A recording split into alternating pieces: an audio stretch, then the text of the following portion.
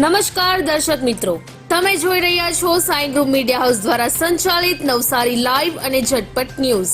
દિવસભરની ઘટનાઓથી અવગત કરાવતું બુલેટિનમાં જુઓ આજના સમાચાર. પુલ નહીં તો મત નહીં. વધુ માહિતી માટે જુઓ નવસારી લાઈવનો ખાસ અહેવાલ. ઉનાળાની ગરમીમાં રાહત આપતું દુધિયા તળાવ વોકવે. વધુ માહિતી માટે જુઓ નવસારી લાઈવનો વિશેષ અહેવાલ.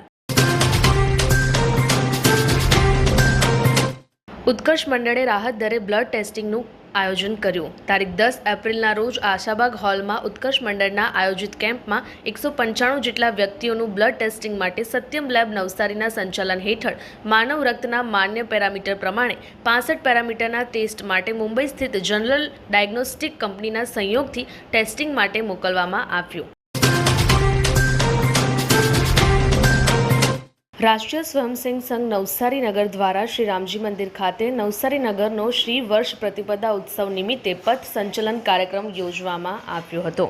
એવી કઈ હોસ્પિટલ છે જ્યાં કેન્સર માટે સર્જરીની સેવા હોય, કીમોથેરાપીની સારવાર હોય, રેડિયેશનની સારવાર હોય, પીટી સીટી સ્કેન હોય, કેન્સરની પેથોલોજી હોય, મેમોગ્રાફી હોય, એટલે કે બધું જ. હા, બધી જ સારવાર એક જ હોસ્પિટલમાં હોય. તે છે નવસારી નિરાલી કેન્સર હોસ્પિટલ.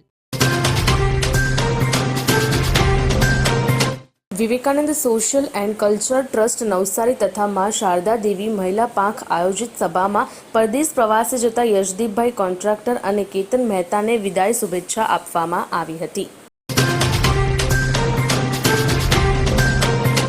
નવસારી જિલ્લા અને સમગ્ર દક્ષિણ ગુજરાતમાં વાતાવરણમાં છેલ્લા 2 દિવસથી પલટો આવતા છેલ્લા 2 દિવસથી વાદળછાયા વાતાવરણ વચ્ચે હવામાન વિભાગ દ્વારા નવસારી જિલ્લા સહિત દક્ષિણ ગુજરાતમાં 11 થી 16 એપ્રિલ દરમિયાન ભર ઉનાળે કમોસમી વરસાદ માવઠાની આગાહીના પગલે જગતનો તાત ચિંતાતુર બન્યો છે.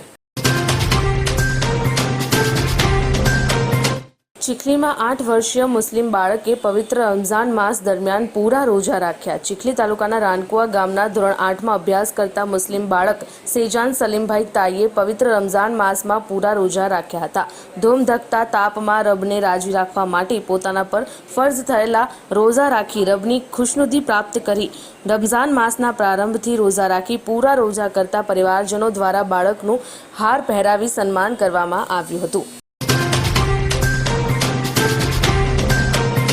વાંસદા તાલુકાના વાંગણ ગામમાં અંબા માતાનો પ્રથમ પાટોત્સવ ઉજવાયો.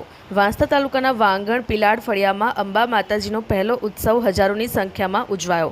સર્વપ્રથમ સવારે આરતી સાથે આ પ્રસંગ ભાઈકુભાઈ પવારની આગેવાનીમાં સારું કરવામાં આવ્યો.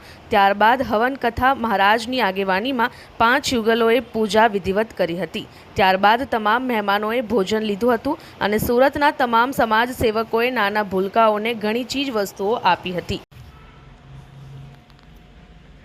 પ્રિય ગ્રાહક મિત્રો, શું તમે એસકે કન્સલ્ટન્સી દ્વારા એમના ગ્રાહકોને અપાતા સંપૂર્ણ સુરક્ષાના કોન્સેપ્ટ વિશે જાણો છો?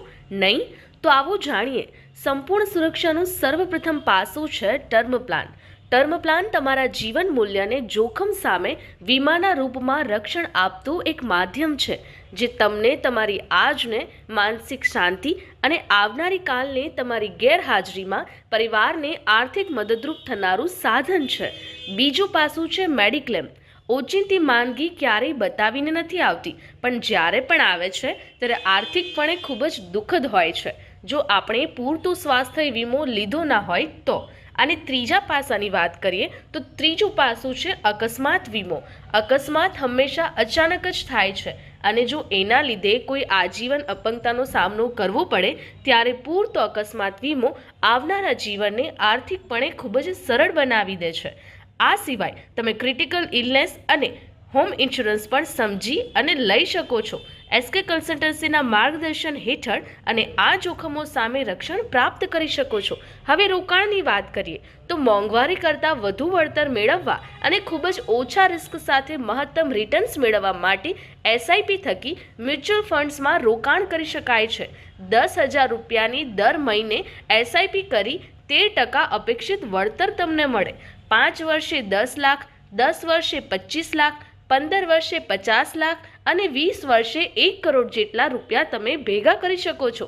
અને આ બધું જ થઈ શકે છે ઘર બેઠા. એસકે કન્સલ્ટન્સીના માર્ગદર્શન સાથે. તો આજે જ એસકે કન્સલ્ટન્સીના સોના પરમાર અને કમલેશ પરમારનો સંપર્ક કરો અને આ બધા જ પાસાઓ વિશે જાણો, સમજો અને ઉચિત નિર્ણય લઈને તમારા નાણાકીય જીવનને સંપૂર્ણપણે સુરક્ષિત કરો. તો સરનામું નોંધી લો: એસકે કન્સલ્ટન્સી, ચીમનાબાઈ ચોક, જૂનો વાંદરી મહોલ્લો, શક્તિ ફાફડાવાળાની લાઇનમાં, મહિલા પ્લાસ્ટિકની સામેની ગલીમાં, નવસારી. અને વધુ માહિતી માટે સ્ક્રીન પર દેખાતા નંબર પર સંપર્ક કરો.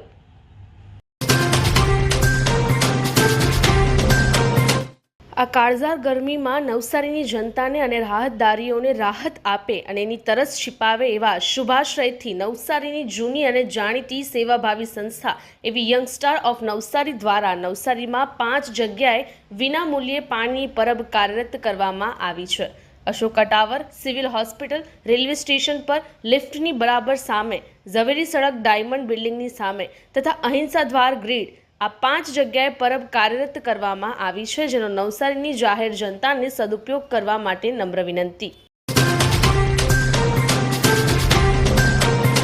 તેજસ્વી મેટલ કોર્પોરેશન, જ્યાં તમને દરેક પ્રકારની પ્રોડક્ટ્સ મળતી હતી, તે આજ રોજ તેજસ્વી મેટલ કોર્પોરેશનની બીજી બ્રાન્ચ એક ભવ્ય શોરૂમનું ઓપનિંગ આજ રોજ વહેલી સવારે કરવામાં આવ્યું હતું, જ્યાં તમને બધા જ પ્રકારની પ્રોડક્ટ જોવા મળશે.